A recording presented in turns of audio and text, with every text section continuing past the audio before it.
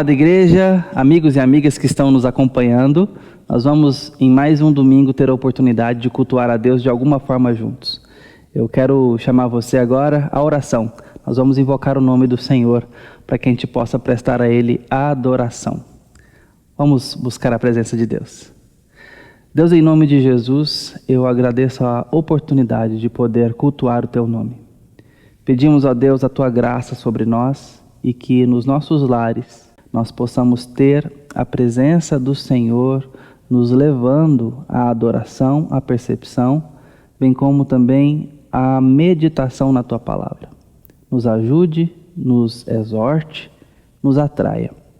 Que a Tua presença seja desejável por nós. Cuide dos nossos, cuide de nós, em nome de Jesus. Amém. Eu quero convidar você nesse momento a chamar as crianças para que elas possam cultuar a Deus no programa dedicado para elas. Nós vamos ter louvores e também uma lição bíblica agora. Que Deus abençoe os nossos pequenos.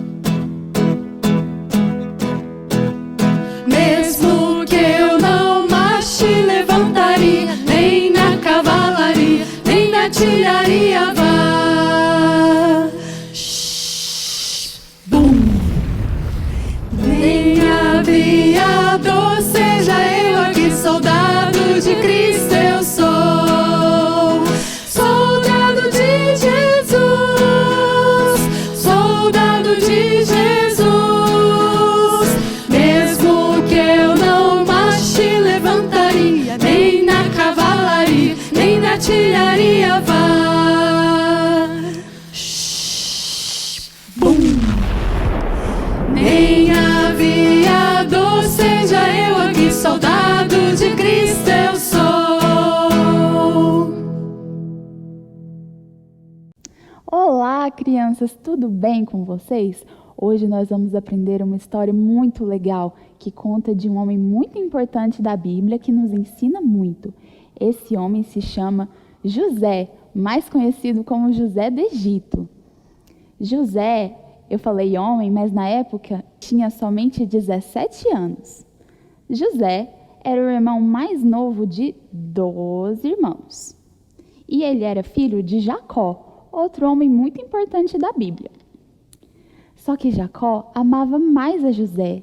Ele tratava José de uma forma mais especial do que o resto de seus filhos.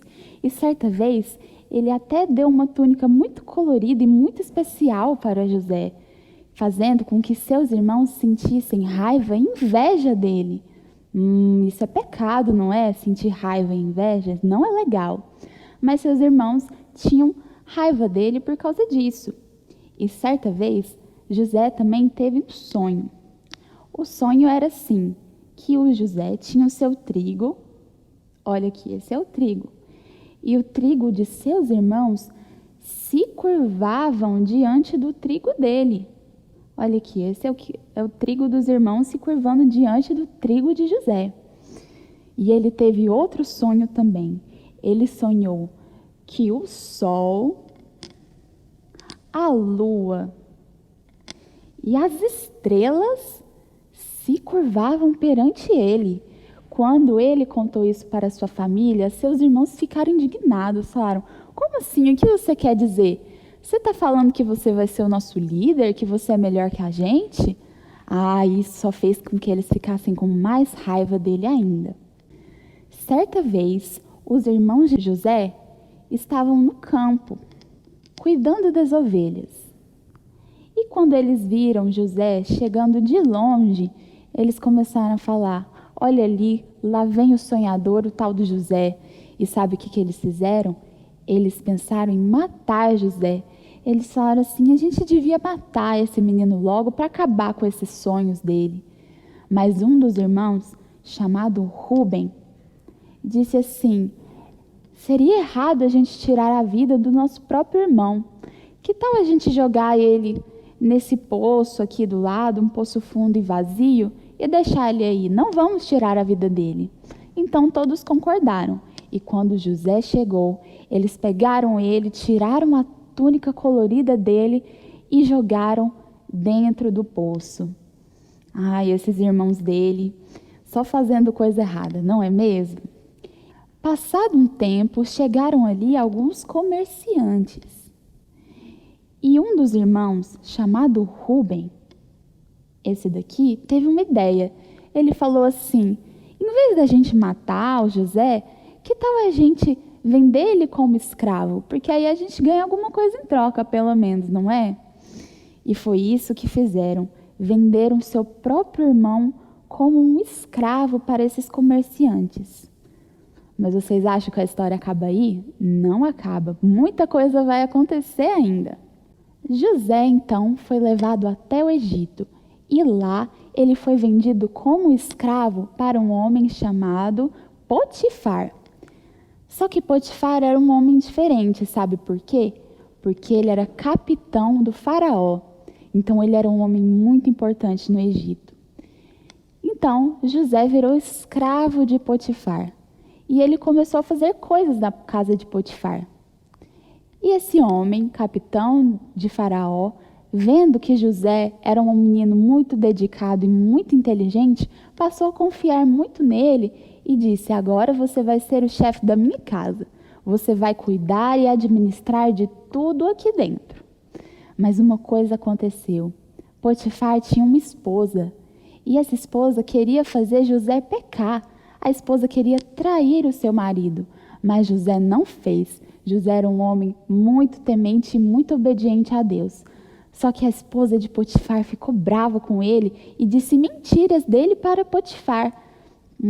Potifar então acreditou e expulsou José de sua casa e levou José para a prisão. Lá na prisão, José conheceu 2 homens. E esses 2 homens, um trabalhava antigamente como copeiro para Faraó e o outro trabalhava como padeiro. Só que Faraó tinha ficado bravo com eles e colocado eles na prisão.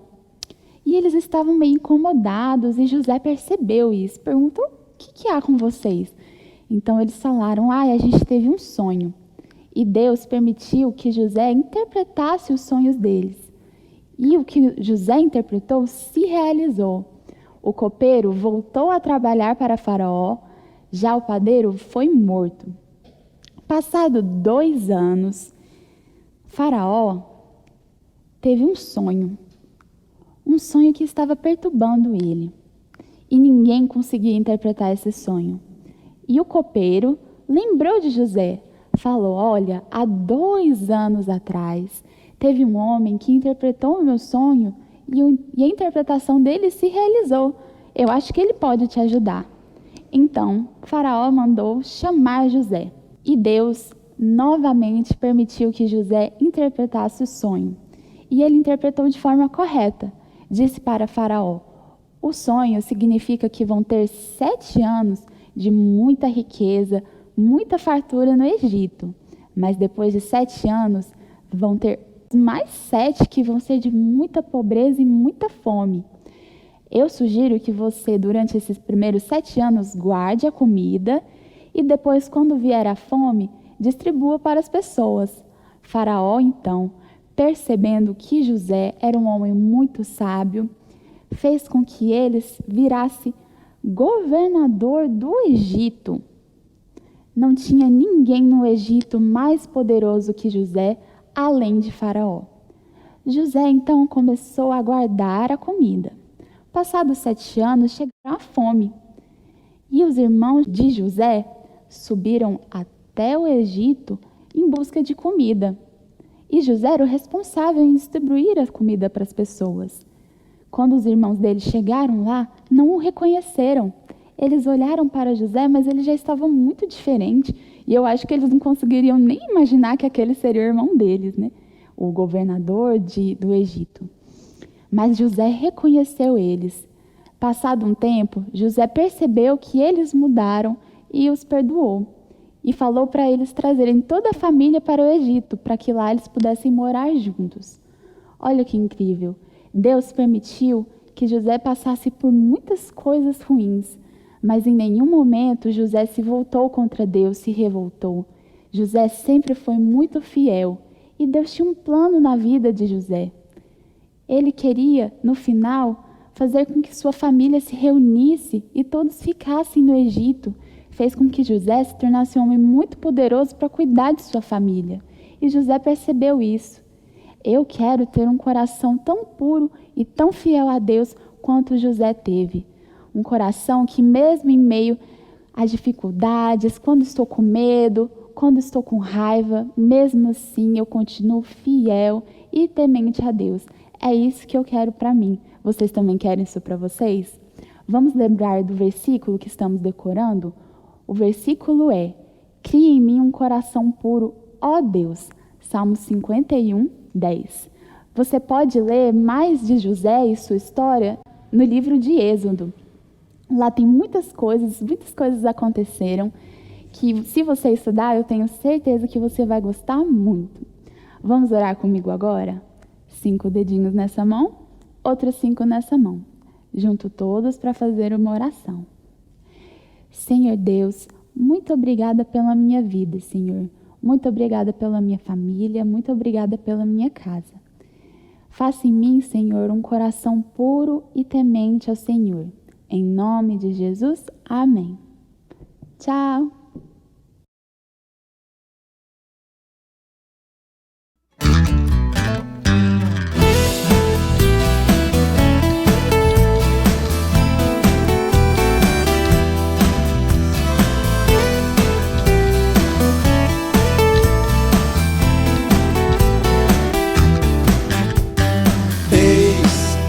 Que vem breve sobre as nuvens do céu, tem nas mãos a recompensa de todos nós, para distribuir, para retribuir, para distribuir, para retribuir, conforme as obras de cada um.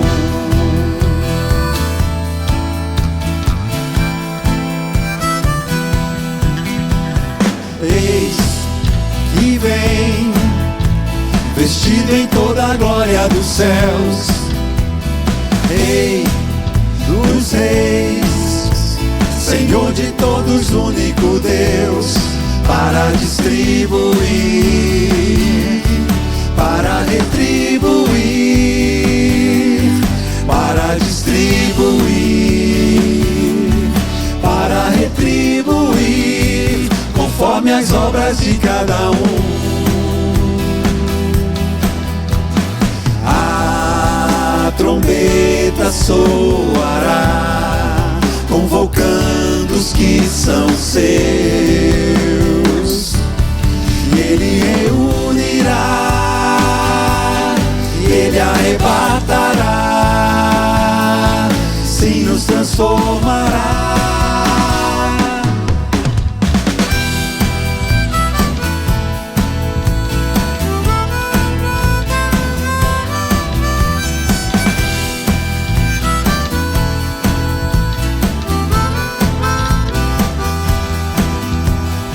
Eis que vem, vestido em toda a glória dos céus, Rei dos reis, Senhor de todos, único Deus, para distribuir,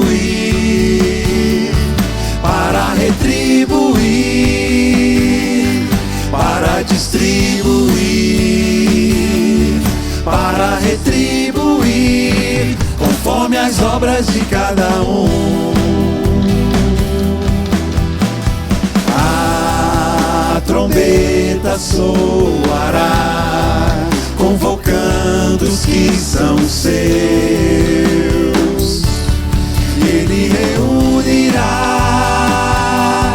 e Ele arrebatará, sim, os transformará. Vem, breve sobre as nuvens do céu. Eis que vem, breve sobre as nuvens do céu. Eis que vem, breve sobre as nuvens do céu. Eis que vem, breve sobre as nuvens do céu.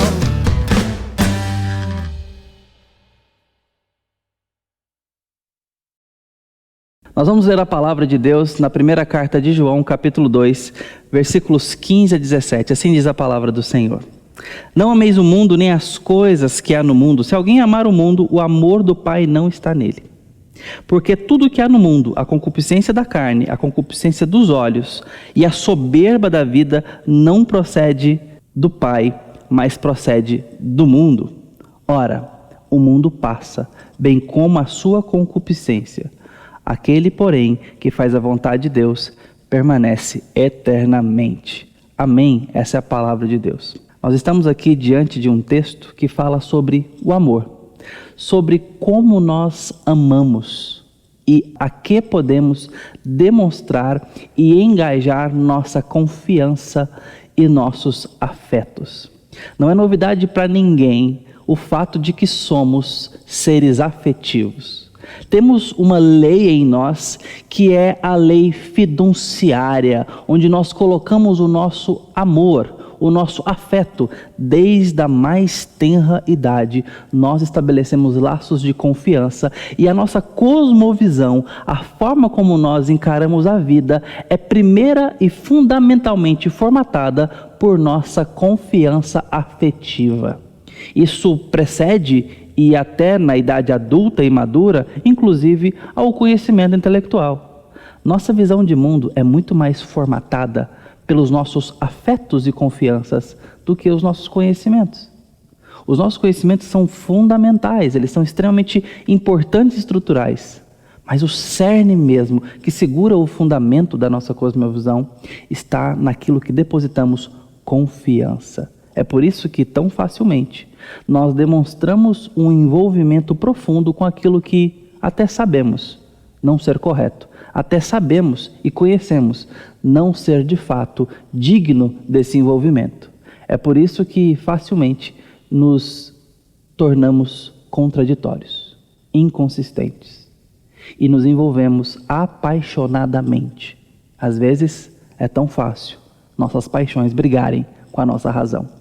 Isso é só uma prova e um lado obscuro desse ser que somos, dessa característica que nos formata. Nós somos seres amantes, dotados da capacidade de amar. E talvez seja a capacidade mais poderosa que temos, porque nossas paixões nos movem.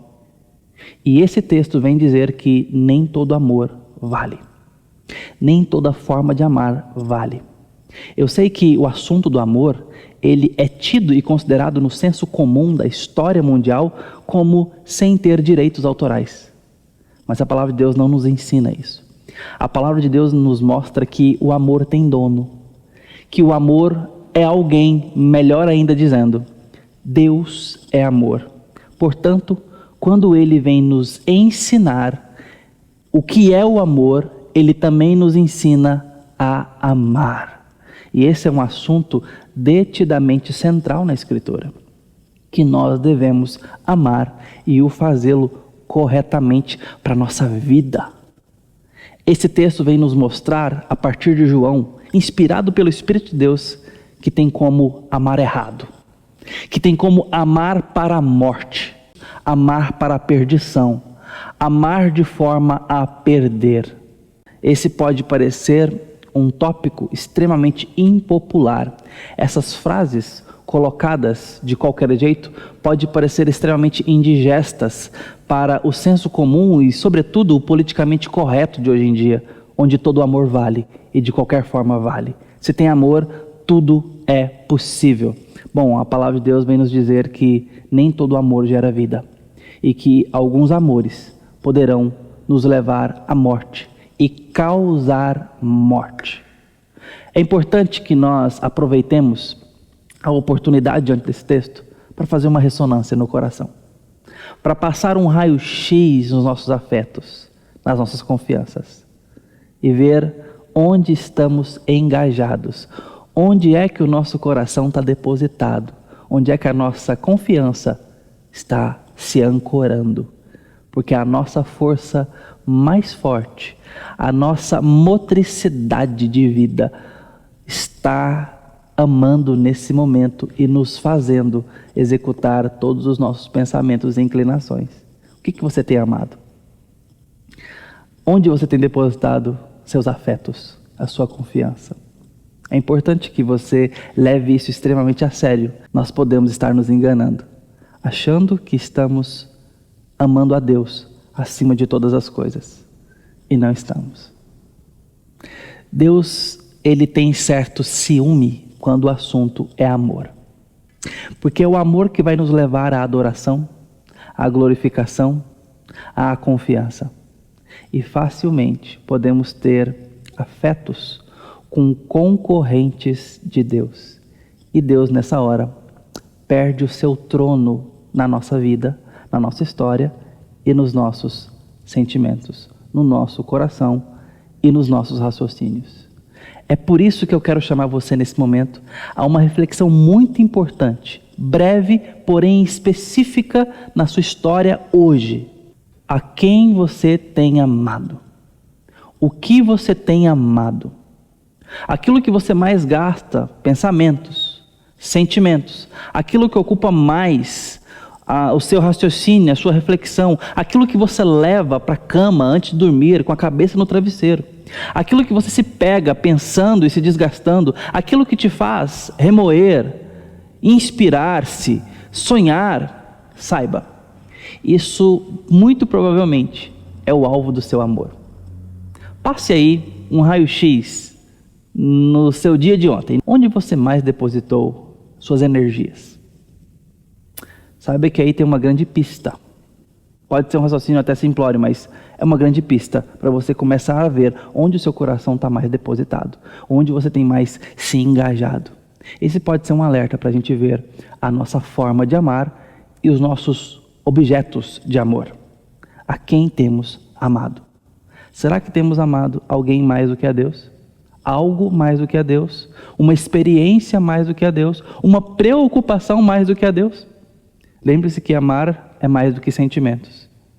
É aquilo no qual investimos, para o qual investimos, esperamos, desejamos, nos envolvemos. Isso se torna objeto de confiança, de engajamento, de envolvimento. Essa é uma forma de amar. O texto vem nos dar aqui algo extremamente pontual. Uma ordem e uma argumentação. Primeiramente, uma ordem. Não ame o mundo. João poderia ter parado por aqui. O texto tem isso para dizer. Esta é a diretriz, esta é a norma do texto. O restante do texto vai apenas argumentar isso.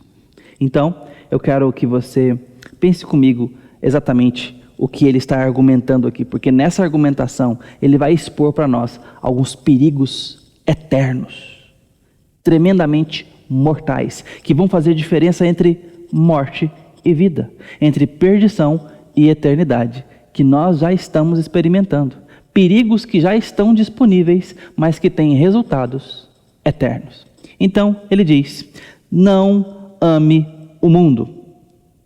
Essa é a ordem. Mas ele vem agora começar a argumentação pelo fato de que alguns amores concorrem entre si. Deixa eu lembrar com você uma frase famosa de Agostinho de Hipona. Ele diz: olha, dois amores fundaram ou criaram duas cidades. O amor a Deus, a desprezo de si, criou a cidade de Deus.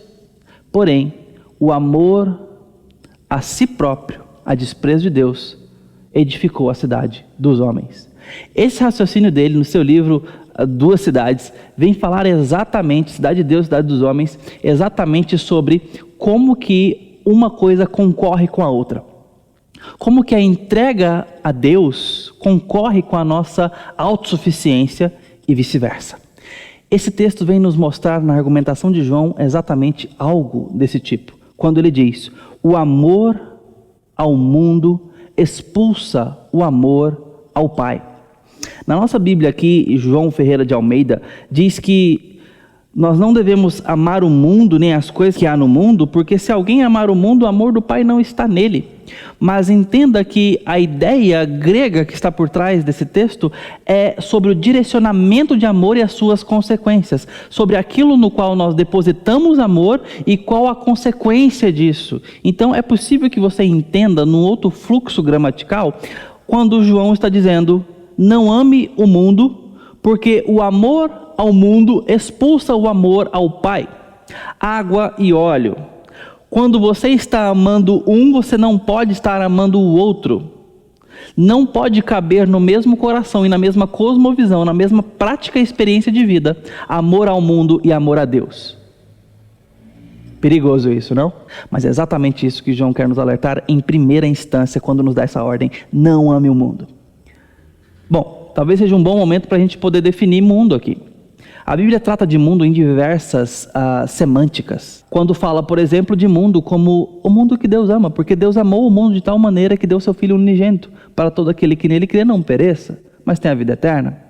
Esse mundo é um mundo criado, é um mundo que Deus ama, é um mundo que é composto por pessoas, alvos do seu amor, mas também o próprio João diz que o mundo nos odeia. Jesus diz que o mundo não nos conhece, que nos rejeita. Então também existe um mundo capaz de odiar e demonstrar sentimento. E aqui é o momento em que ele difere esse mundo da ordem criada, da natureza. E fala agora de um sistema maligno, que sim está presente no meio de pessoas, mas é mais do que isso. É um mundo capaz de demonstrar aversão a tudo que é de Deus e que tem envolvimento com demônios, tem envolvimento com o diabo e a sua potestade, tem envolvimento com uma iniciativa empreitada anticristã. Esse mundo é o mundo que está sendo tratado aqui. O mundo como um sistema caído, corrompido pela queda. Bom, dito isso, você percebe, portanto, que amar este mundo, o mundo mau, o mundo do sistema caído, o mundo que oferece paixões concorrentes ao amor a Deus, é que nós não devemos amar, porque ele pode matar o nosso amor ao Pai, minar e esfriar a nossa espiritualidade e devoção. E para aqueles que ainda não conhecem Jesus, pode te atrasar e impedir nesse processo de conhecer o Evangelho, porque você vai se entorpecendo É interessante quando a parábola do semeador é nos dada, porque uma das sementes cai em solo espinhoso, e ele diz que os cuidados do mundo e a fascinação das riquezas sufocaram o desenvolvimento da palavra. Aquilo ali eram os espinhos. A palavra cai, ela germina, ela começa a crescer. Mas os cuidados do mundo e a fascinação das riquezas sufocam a palavra. Fascinação das riquezas e cuidados do mundo são coisas boas que concorrem e podem concorrer com a palavra de Deus. Uau, isso é extremamente sério. Por isso eu convido você mais uma vez. Passe um pente fino nos seus afetos.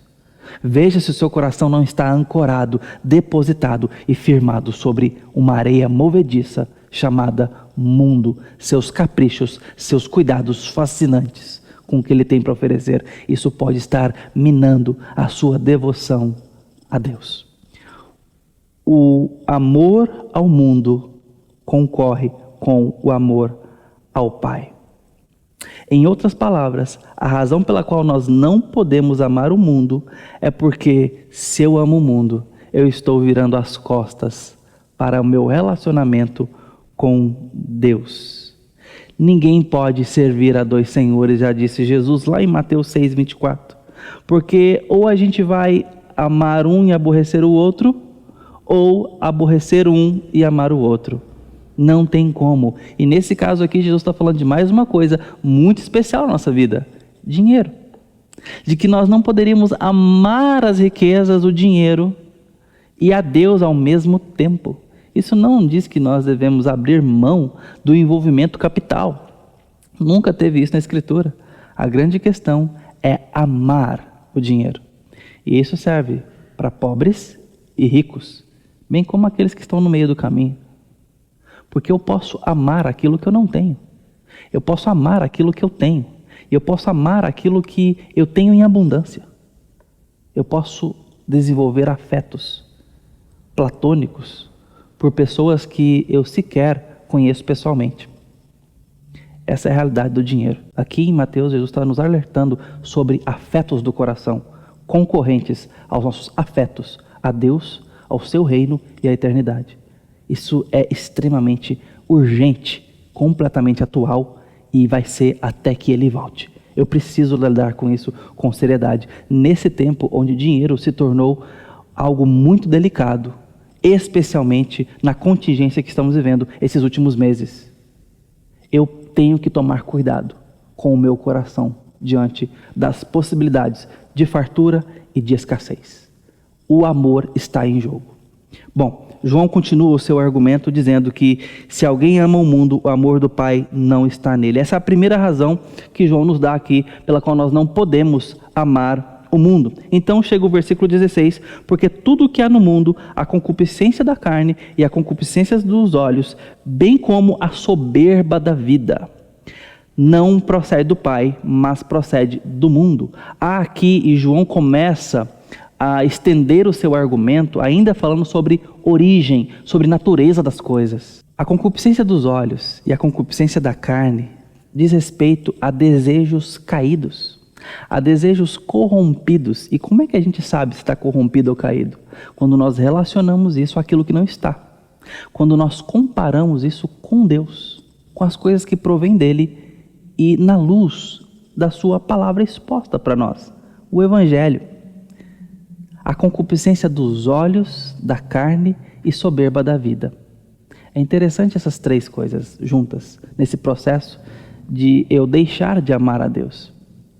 Os meus olhos desejam, viu Eva que a fruta era boa para se comer e agradável aos olhos. Davi, no terraço do seu palácio, viu uma formosa mulher e a desejou pecaminosamente e causou muito mais pecado em cima desse primeiro pecado.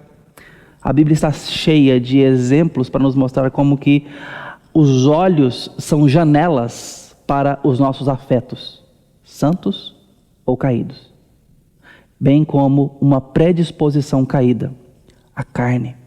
Nós temos desejos carnais que envolvem-se com concupiscências, ou seja, com corrupções, desejos corrompidos, caídos. Mas não para por aí. Além dessas armas tão poderosas contra a nossa vitalidade e saúde, há também algo que pode para muitos parecer saúde, mas nos leva para a morte. A soberba da vida. Pode parecer saúde, mas não é. Por que pode parecer saúde? Porque tem soberba aquele que acha que está bem. É soberbo aquele que se entende por forte, saudável, melhor do que os outros. Eu sei que isso também pode advir daqueles que têm um complexo de inferioridade e reagem a isso com soberba, mas é numa tentativa de chegar à saúde se autoafirmando. Em todos os casos, a soberba é um perigo para a nossa espiritualidade. É uma ameaça para o nosso relacionamento com Deus e a soberba da vida, da nossa experiência diária. Existe soberba nos nossos processos. E a nossa soberba se demonstra quando nós entendemos que não dependemos de ninguém, que nós não precisamos de ninguém. Isso concorre fundamentalmente contra o nosso amor a Deus. O nosso amor a Deus parte de um reconhecimento de que nós precisamos de perdão. Soberbos não se arrependem. Soberbos não entendem que são caídos e precisam de perdão. É nesse momento que eu preciso entender que quando eu não tenho pecados doloridos, quando eu não lamento as minhas faltas contra Deus, quando eu não me preocupo com a santidade prestada pela obediência à palavra de Deus, eu estou dominado nesse momento, evidentemente, pela soberba.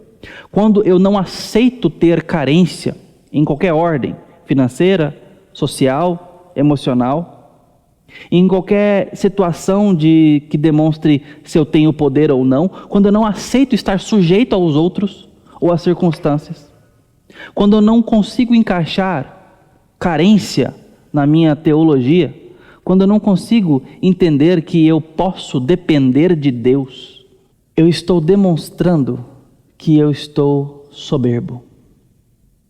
A Bíblia nos ensina a depender. E Deus se agrada da nossa dependência nele. E Deus se agrada também quando nós nos sujeitamos uns aos outros. Inclusive, Paulo argumenta que essa é a forma que nós vamos nos envolver com o Espírito Santo nos enchendo. A concupiscência dos olhos, da carne e a soberba da vida não tem procedência no Pai. Então, quando eu me envolvo com aquilo que não procede do Pai, eu estou deixando de me envolver com Ele. Esse é o segundo argumento de João. Eu preciso me envolver com aquilo que vem do Pai, com aquilo que vem de Deus. Como estão os seus laços? Quais são os seus pontos de contato na vida? Sua rotina, pessoas, coisas, experiências, sentimentos, raciocínios, rumos, sonhos, medos. Onde isso faz conexão? A quem? Ao quê? Como? Porque quando nós fazemos conexões com aquilo que não procede de Deus, com aquilo que não há bênção, com aquilo que não há aprovação, eu estou deixando de conectar-me com Deus. Eu estou deixando de me envolver com o seu reino. Eu estou deixando de me envolver com a presença de Deus, com a sua verdade. Estou deixando de ter da sua vida. Essa é a segunda argumentação de João. A procedência. Em outras palavras, é da boca para fora que se fala que você ama a Deus, ao mesmo tempo que você ama aquilo que Deus não é, não aprova, não abençoa, aquilo que Deus não faz. Eu preciso pensar essas coisas com muita seriedade. Sobretudo no momento onde nós estamos pensando opções, providências, onde nossos sentimentos estão aflorados. Nós estamos frustrados nesse tempo de pandemia, nós estamos ansiosos, nós estamos esperançosos, desesperançados, os sentimentos estão todos aí. Eu preciso entender onde o meu coração está depositando afeto e confiança, mesmo no medo ou na esperança. João poderia ter encerrado por aqui. Olha, não ame o mundo porque tem coisas no mundo que concorrem com o amor ao Pai e também tem coisas no mundo que não vêm do Pai e por isso matam o seu amor a Deus. Mas ele não descansa aqui a sua sentença. Ele acrescenta mais 2 argumentos, mais 2 incentivos pelos quais nós não devemos amar o mundo. E um deles é muito urgente de que nós compreendamos. O mundo passa. Vem argumentar agora sobre a transitoriedade do mundo. Ele está passando, bem como a sua concupiscência. Pode parecer extremamente atrativos a jovens e velhos, pode parecer extremamente tentador e emocionante se envolver com as paixões que o mundo oferece, os seus cuidados, mas Paulo vem nos alertar como isso é um barco furado, como isso é uma canoa que está afundando, uma casa que está caindo, um prédio que está erodindo-se. Nós estamos num barco que está naufragando, numa casa que está caindo, quando nós nos envolvemos com as paixões do mundo, achando ter ali a vida e a recompensa para o momento. Quem faria um investimento se soubesse que não teria retorno? Ou melhor, se soubesse que teria prejuízo? Quem se relacionaria com alguém se soubesse que seria traído? Quem colocaria o seu dinheiro naquilo que saberia de antemão que daria prejuízo? Ninguém. Nós não somos tolos. Nós não fazemos investimentos furados, não é verdade? Nós não colocamos o nosso coração naquilo que não vale, naquilo que gera morte, não é verdade? Quem constrói uma casa sobre areia? Quem acumula tesouro onde a traça e a ferrugem corroem? Ninguém faz isso, não é verdade? Eu não sei para que a Escritura nos adverte sobre isso. Irônico, né, meus irmãos? A Bíblia nos adverte severamente sobre como nós temos a tendência de colocar o coração e a expectativa naquilo que está apodrecendo. Mas a Bíblia vem nos socorrer, e nesse texto nós temos uma severa argumentação de João, dizendo: não coloque o seu amor ao mundo, porque o mundo passará. E aqueles que estão envolvidos e atrelados com o mundo passarão com ele. O mundo é palha que um dia o fogo consumirá. Vai se desfazer. Não prevalecerão no dia do juízo, diz o primeiro salmo, aqueles que com os ímpios se assentam, que têm comum acordo com os escarnecedores e com os pecadores, que estão em paz com seus pecados, aqueles que não se preocupam com o amor a Deus, nem a sua palavra, são como palha que o vento dispersa.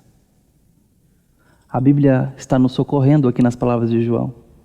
É um alerta como quem joga corda para quem está caindo num precipício. É uma boia salva-vidas para quem está afogando-se nas águas dos cuidados desse mundo. Pegue, porque é a hora oportuna de ser socorrido e voltar à superfície da razão e da vida. Não ame o mundo. Consulte as suas paixões. Veja onde está o seu coração. Veja tudo o que concorre com Deus e com a sua santidade. O mundo passa e a sua concupiscência também. É transitório. Está passando com o mundo. E um dia, tudo que é quase, tudo que é imperfeito ou não completo, como Paulo argumenta na segunda carta aos Coríntios, passará. Mas aquele e aquilo que é eterno permanecerá. A palavra de Deus aqui fala exatamente isso. Porque aqueles que conhecem o amor de Deus e o amam de volta, têm Deus trabalhando pelo seu perpétuo bem e será como árvore plantada junto a ribeiros de água. E aqui diz: ora, o mundo passa, bem como a sua concupiscência. Aquele, porém, que faz a vontade de Deus permanece eternamente.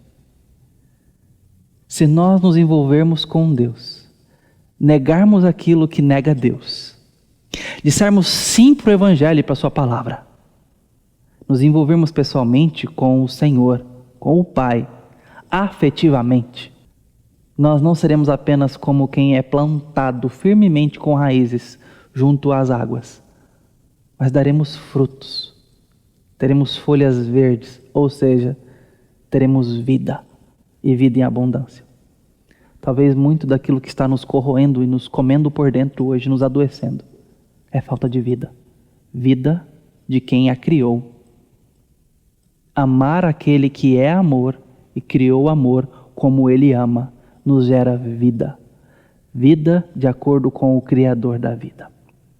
Isso pode sarar nossas dores, nosso coração, nossa perspectiva. Isso molda a nossa cosmovisão. Não ame o mundo ou as coisas que há no mundo. Se você amar o mundo, você não está amando a Deus. É uma prova de carência do amor que vem do Pai. Não ame o mundo, porque as coisas do mundo não são de Deus. E se envolver com coisas que não são de Deus é deixar de se envolver com Ele. É matar a sua espiritualidade. Não ame o mundo, porque o mundo está passando. Mas aqueles que estão com Deus permanecerão eternamente. É uma palavra sobre vida eterna. É uma palavra sobre planejamento futuro. Sobre vida presente com consequências eternas. É uma briga de amores, uma batalha e um duelo de amores. Um vai gerar morte e vai se desfazer. O outro vai nos dar eternidade e vida com Deus. Eu preciso responder isso hoje e não posso deixar para amanhã. Então eu deixo um raciocínio para você individualmente, mas também encorajo você a fazer isso com sua família ou com amigos. Ore com honestidade e peça a Deus que dê arrependimento para todos os afetos que você tem mantido no seu coração, para todas as paixões e tentações pecaminosas que você tem acariciado, aninhado no coração. Confronte hoje o seu pecado e o seu mal. Jesus é advogado junto ao Pai, fiel e justo, para nos perdoar de todo pecado e nos sarar de toda injustiça. Ele é capaz de dar vida aos mortos, aos caídos, nos purificar e nos lavar com hisopo para que a gente fique limpo. Ele é capaz de nos restituir a alegria da salvação. Ele é capaz de nos devolver um coração puro e um espírito inabalável. Ele é capaz de nos reconquistar para amá-lo como nós jamais amamos um dia. Eu convido você a fazer essa oração nesse momento. Vamos orar. Ó Deus, sonda o nosso coração e nos conhece. Vê se há em nós algum caminho mau. E guia-nos pelo caminho eterno, como o salmista diz. Ó Deus, lavra esse solo do nosso coração e nos ensine a sermos sinceros com o Senhor. Nos abra caminho para a confissão, nos atraia à Tua presença, para que nós possamos nos arrepender e receber vida do Senhor. Nos tire dos desejos caídos. Enfraqueça em nós o poder de nossas paixões caídas. Nos socorra dos cuidados desse mundo. Nos perdoe da soberba. Nos ensine a Te amar mais uma vez. Em nome de Jesus. Amém. Que Deus abençoe ainda o seu domingo. Hoje à noite, às 19 horas, eu convido você a estar conosco, ou presencialmente, ou aqui mesmo, pelo nosso canal. Que Deus te abençoe.